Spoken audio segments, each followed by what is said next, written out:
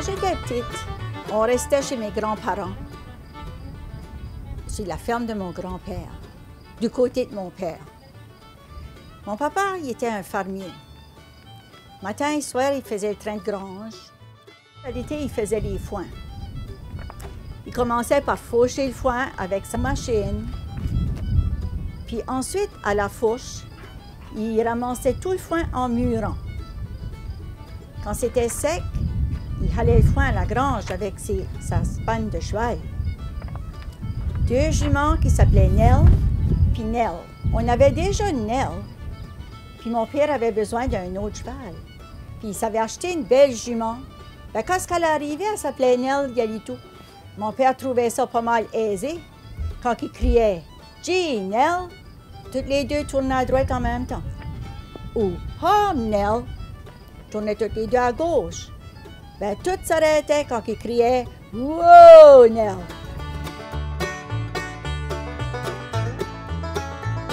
Quand j'avais 7 ou 8 ans, je me rappelle que maman nous envoyait à la Bécosse tous les soirs avant de se coucher. Ben, à la maison à Pépère, en arrière, c'était attaché une grande bâtisse avec beaucoup de portes. Le premier, c'était le tambour, puis la chaise à bois.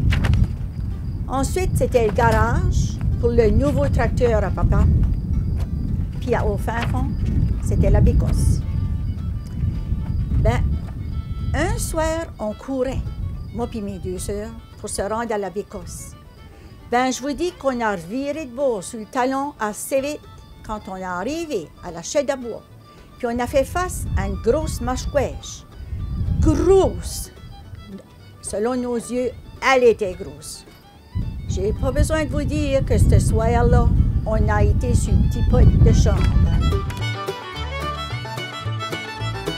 L'automne, quand les foins étaient rentrés, on aimait ça d'aller s'amuser dans le foin. Ben, Pépère, il voulait pas qu'on aille parce que ça faisait chauffer le foin. En avant de la grange, il y avait une grande planche large, du haut en bas. Puis le bas était détaché. Nous autres, les filles, on allait sur la planche, on rentrait dans la grange puis on s'en allait dans le foin. Puis on se faisait des petites maisons, des cachettes, on jouait.